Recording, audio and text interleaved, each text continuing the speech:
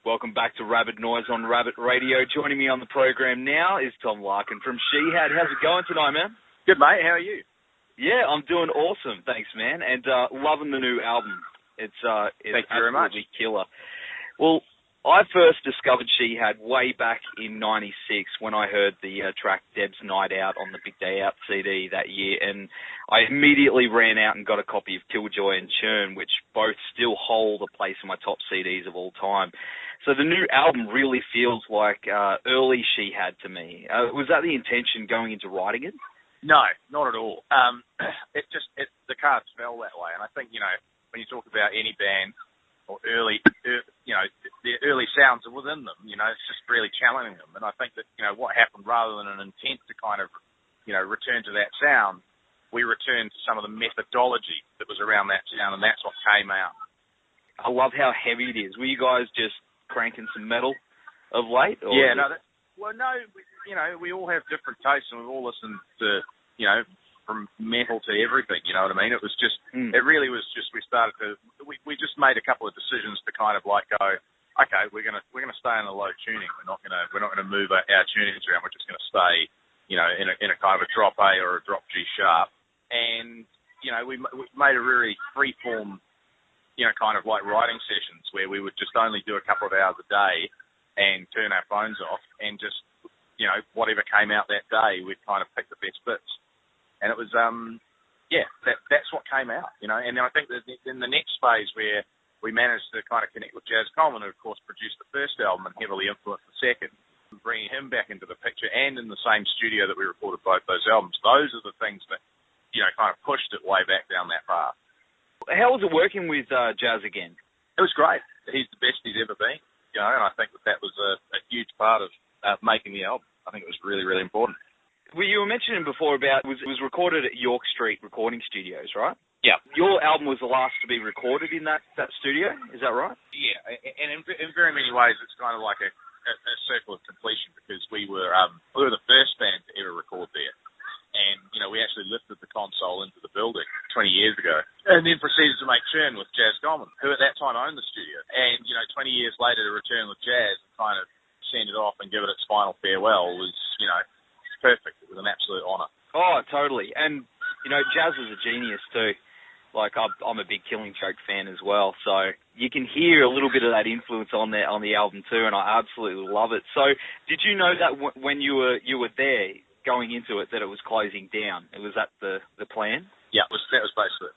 You're going to be hitting the road in support of Five Eyes in October. Will you be playing some of your older, heavier stuff alongside the new material on this run? We'll play a mixture of the things that we've done over the years. You know what I mean? Probably have a second. We'll probably play the album as full, and then throw in some of those kind of like classic tracks towards the end. And certainly we've been enjoying playing stuff off the first two albums, ever since we kind of did this Greatest Hits album and toured it. So it was really good to do that. Well, out of all the songs you play live, like from the older stuff, which ones do you still enjoy playing the most? You've played them probably thousands of times. Is there any particular songs that you just never get sick of playing? I think that the General Electric from the General Electric album is always a great song to play. Always seems to work in some way or another. Of the really older things, Factory's always a good one. Yep. And basically any song off Killjoy works well. It's got the bounce, that groove. Yeah, exactly. Awesome, man.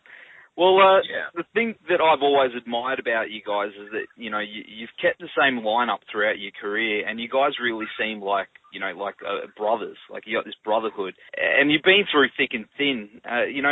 What do you think the secret is to keeping that relationship so strong for so many years?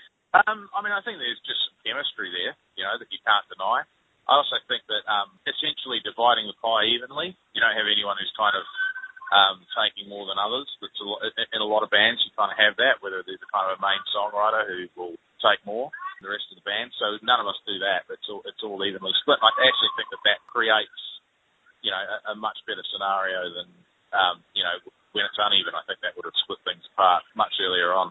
Totally agree with you, man. Like, because it's true. You'd probably find there a lot of bands out there that don't have an even split. That's where it really starts to go sour, doesn't it? You've seen it so many times, but with you guys, it's just you just always seem like you're all on the same level, and that's really inspirational to, you know, younger musicians as well, you know. Exactly. If you want to keep a band together, share the pie. Yeah, that's it, man. There's plenty of pie to go around. So what's next for Shihad after this tour? I mean, you know, you're going to be coming up here. Well, we're going to be seeing you twice. We're going to be seeing you in a couple of weeks at the zoo, and then up here in October. So after that, what's on the cards for you guys? Oh, I think that really it's just more touring, getting this album out there. We've got European stuff kind of kicking in. You know, there's a couple of tours over summer in New Zealand. Just a whole bunch of stuff kicking in, really, and getting the album out, you know, to the wider world. That's the point. Awesome, man. Well, I think, you know, this album's just going to just keep getting bigger and bigger and bigger. I mean, it went number 1 in New Zealand, didn't it? Yeah, that's right. 5th number 1. I mean, that's amazing, man. I really congratulate you guys. Thank you. No worries. We're going to go to the single Think You're So Free now, and we'll follow that up with my personal favourite Shihad track, Bitter of Killjoy. Look, thanks so much for hanging with us tonight, Tom, and we'll see you at the zoo in Brisbane on September 9th. And then, yeah, it's going to be awesome, man. It's going to be such a massive show. And you're playing it all back-to-back, aren't you? We're doing the album as one whole thing. Oh, that's going to be killer, man. That's going to be so good. I can't wait. Awesome, man. Well, thanks heaps for taking the time to chat to us, man. It was really, no worries. As a long-time fan, it really means a lot. Excellent. Thank you.